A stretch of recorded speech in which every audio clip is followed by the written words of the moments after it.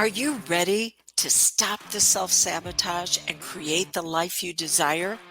Well, in order for that to happen, you need to break free from the bad beliefs that are holding your success hostage. You need to optimize the stress by turning it into extra energy for success. And those hurtful habits? Well, we need to give that pain a purpose for progress. Welcome to Stop the Self-Sabotage and Create the Life You Desire podcast. Have you ever taken action on a problem, done something to fix it, or at least try, and instead of feeling better about it, you actually started feeling worse? Maybe just the action of telling someone that you needed assistance. Inside, it just begins to twist you up. What is going on? Well, it could be that you're experiencing what's known as a shame episode. I had one of those just last week, I'm going to tell you about. And then you can look and see the different components that I'm going to share with you and how they played out in the story and what it means, how it relates to you, and what it is that you need to do to reveal yourself at your healthiest when these things show up. Okay. Shame is different than guilt. Shame says we're broken, we're flawed, and we cannot be fixed. Guilt simply says, hey, you violated a value. So do something to bring yourself back into integrity with that value, or maybe you need to change the value out and get a healthier one. Bad beliefs times fear equal the secrets of shame. It goes on inside, and no one on the outside can really tell what's going on with you because you seem to be such a high performer. You are high functioning. But at some point, when you're dealing with shame, it is going to continue to build until you pick up unhealthy coping habits just to get yourself some relief that will actually sabotage your success long term. So that's what we're working with today. Bad beliefs times fear equals the secrets of shame. And we're going to work backwards. We're going to start with shame and how it all began. But let me give you the episode that I went through last week. I had something where I need a professional in my life to assist me with it. And whenever I called and I was sharing the story of what was going on, I could feel it welling up inside of me. In fact, at times I was close to tears on something very simple in asking for assistance. And then after I got done and completed the call with them, man, I just could not shake the feeling that something was really, really wrong. And it took me about an hour to go, oh, yeah, this is shame. And I'll share with you what I did at the end of our time together today, that you can start looking at how to incorporate into your own life. Okay. So secrets of shame. How was shame? If shame is where we've learned we're broken, we're flawed, and we cannot be fixed. Well, how did all that begin? You accepted blame for something that wasn't yours. I was wrong versus I could do better. Guilt says, I can do better.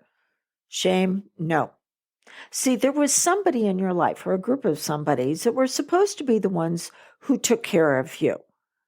And if they wound up hurting you or even harming you, well, the younger you assumes responsibility that somehow it must be your fault. And then this leads to an overstimulation of your system where you accept the responsibility for those around you that never belonged to you to start with. Now, how does that show up now in your life? Well, you'll accept responsibility for the people around you, for their actions, for their emotions, and their thoughts. Actions. you will take action to try to save them from their own consequences. Emotions, you will step in and overperform because you don't want anybody else to feel the hurt that you have felt.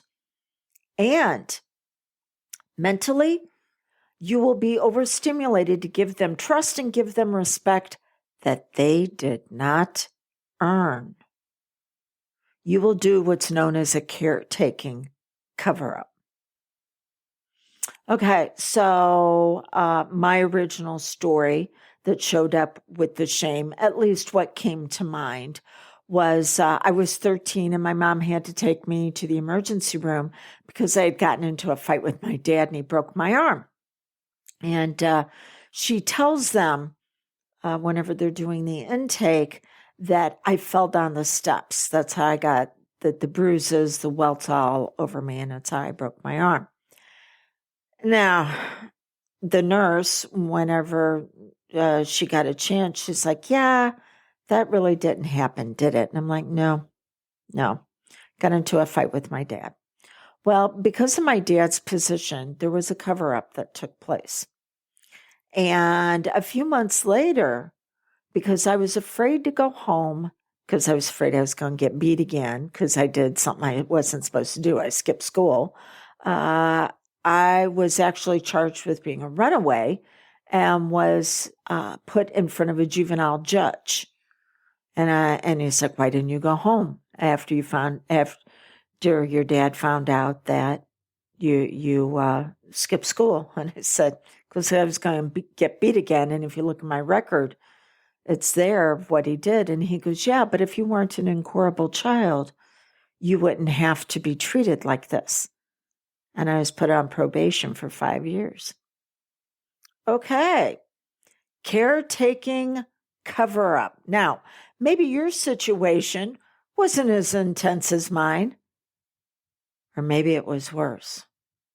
But the secrets of shame say do not expose yourself by reaching out to someone and asking them for assistance when you're not safe, because you'll be hurt even worse. Keep everything in the dark. And again, what I did last week, all I was doing was reaching out to another professional going, hey, I need help with this.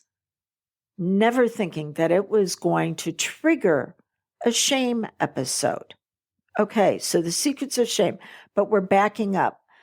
Now we're looking at fear. Oh, here's a sidebar for you.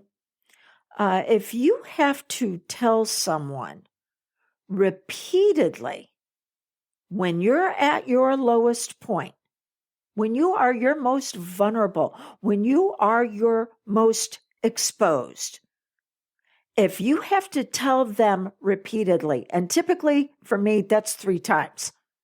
If you have to tell them how to assist you and treat you, I mean, how to assist you, yeah, I need help with this, but also how to treat you, they have not earned the right to be in that moment with you.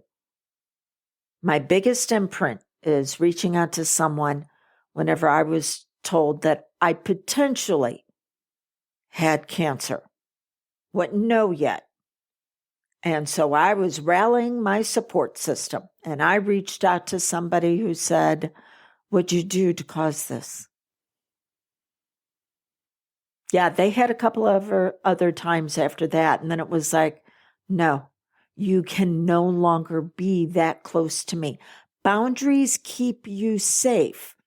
You cannot go around offering people trust and respect when they repeatedly use that against you, or when they show that they are not emotionally mature enough to handle it. Okay, so fear is a reactionary state, and there are 2 types, immediate and chronic. Immediate is when you hear a bump in the middle of the night in the dark, and you're like, yeah, I need to get up and go see what that is. Chronic fear, though, is when you are overstimulated and you have no ability to control the environment. And this is how we get messed up on confusing passive with patience. Passive is chronic fear through learned helplessness. You've heard me talk about this before, the 4 P's of learned helplessness. It's personal. It's all about you. Wow, we already talked about it that at the beginning in a shame experience when you had to take on responsibility that never belonged to you. Okay, so you take it personal.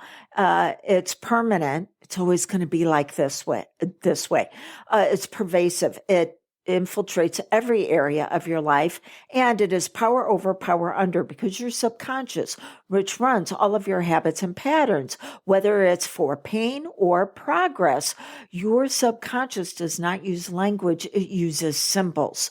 So the symbol in your mind for learned helplessness is you small and tiny, and you're all curled up, waiting for that next hit, and it's looming over you like the boogeyman.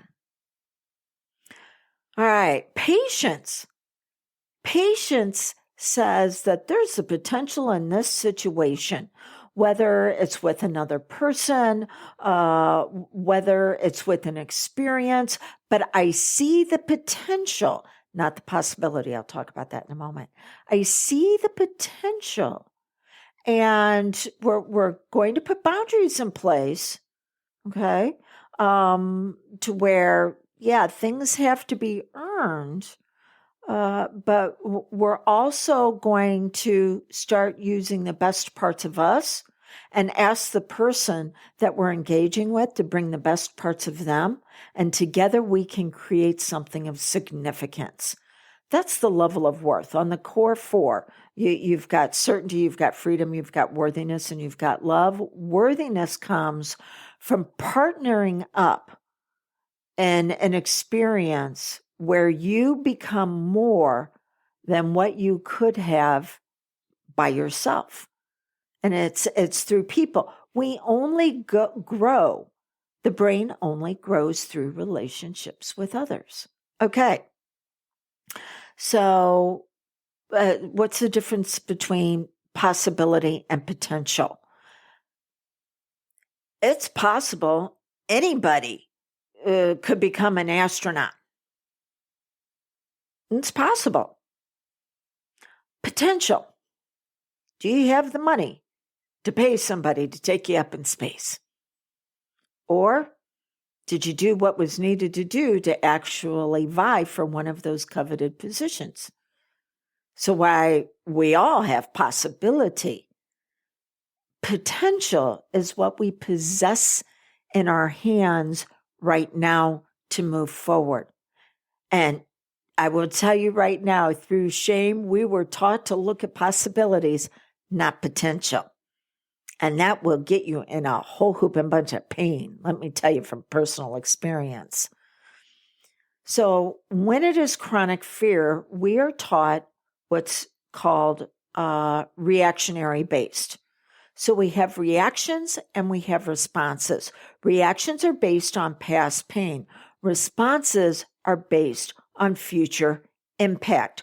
Chronic fear reactions, shame-based reactions, are based on who you were at the time when you decided, when your powerful mind decided that you needed to accept the responsibility for others that was never yours to start with. Responses are based on who you want to become. So you need to be response able. Going, okay, no longer going to keep quiet. I'm going to reach out to those that seem that they're competent and ask for their assistance. But if they cannot give it to me in the way that is needed, there will be consequences. That there are 4 types of boundaries. There is a boundary of, I don't need anybody's assistance. I can do this on my own. And that is quite healthy for a lot of things. Then there is, I need to ask somebody's assistance, and they're on the same level as me. So I'm going to ask them to do something, but if they don't follow through, then there are going to be consequences. Most of us are taught never to have consequences for someone else. And then we wind up paying them because somebody's got to pay the price. And the great cover up, somebody is going to have to bear the baggage. Okay. And then the third type is we reach out to an authority figure. And if that authority figure isn't a fit, okay, we get that. We move on. We don't try to make ourselves fit the process. The process should be customized to who we are. And then the fourth type of boundary is I've done everything I can and I'm walking away from this situation. It's done. It's closed.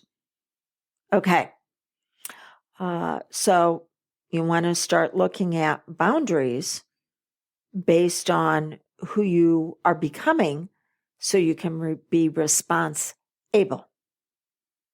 All right, beliefs, because we're working backwards. Secrets of shame equals fear times bad beliefs.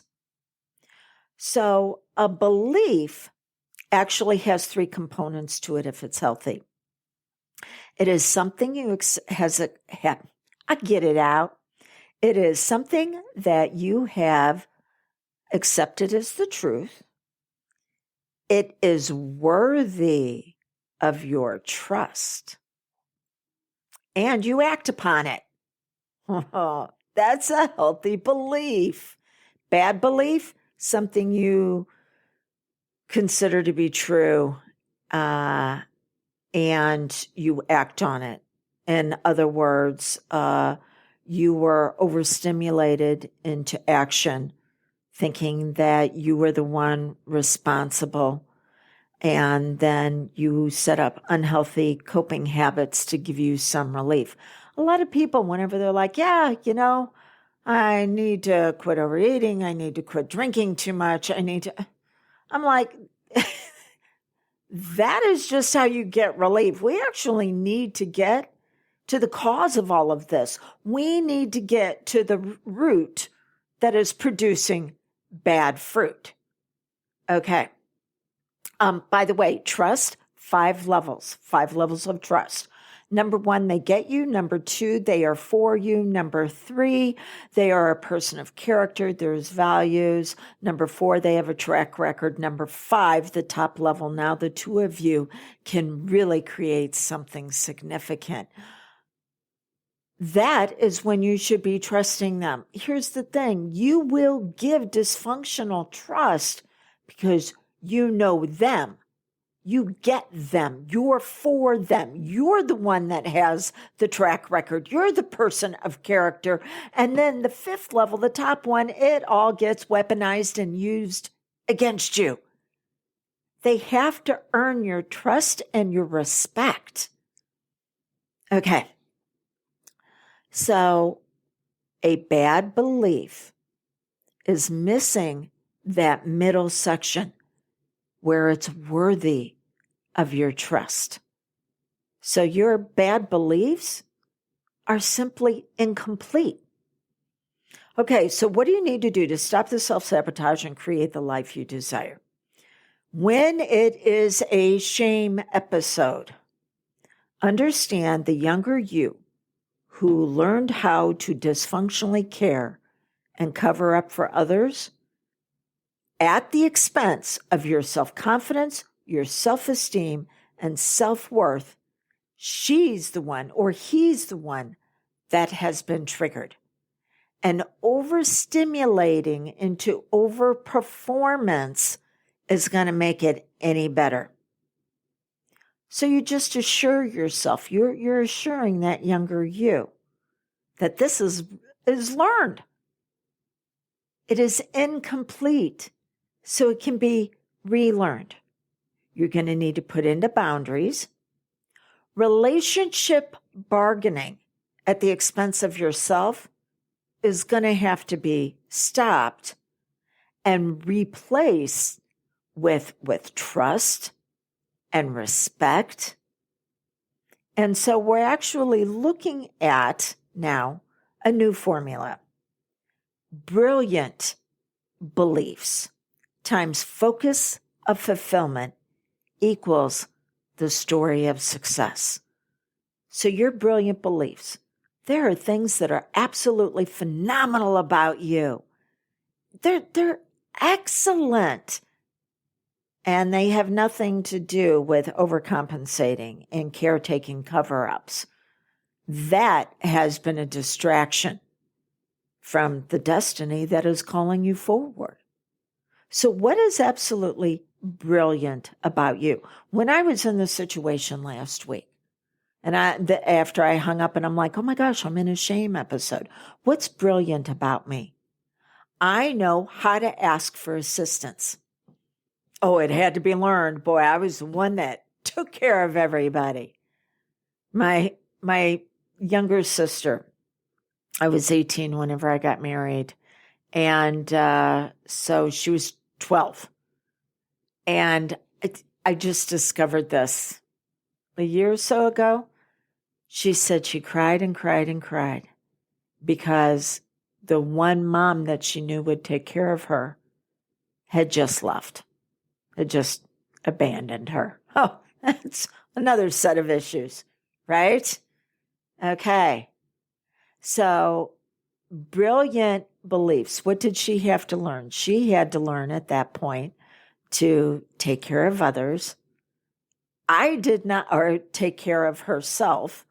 I did not learn until I was in my mid-30s how to stop caretaking for others. It's been a journey. Yeah. Okay. Brilliant beliefs. I now know how to ask for help. I have my criteria. I have my boundaries. I have my rules of expectations. And then you take that and you times your focus of fulfillment. Your focus of fulfillment is what is the resolution that you're looking for? Not relief. Relief always equals bad habits in the long run. Focus of fulfillment says, I know I'm not going to feel good. I know this is going to be a challenge because I'm having to relearn how to do this in a healthy way. So I'm keeping my focus on that. And that will equal your story of success. And if it's a great story, you continue to add chapters to it. As long as you're here, you continue to discover even more of how to bring your light to the world. Because in case you haven't noticed, it's a pretty dark place nowadays. So it's time to turn your brilliance on even brighter.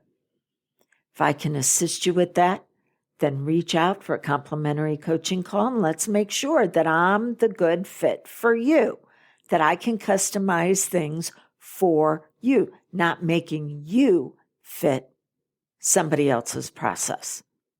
Until we get together again, blessings on your brilliance and getting it out even brighter.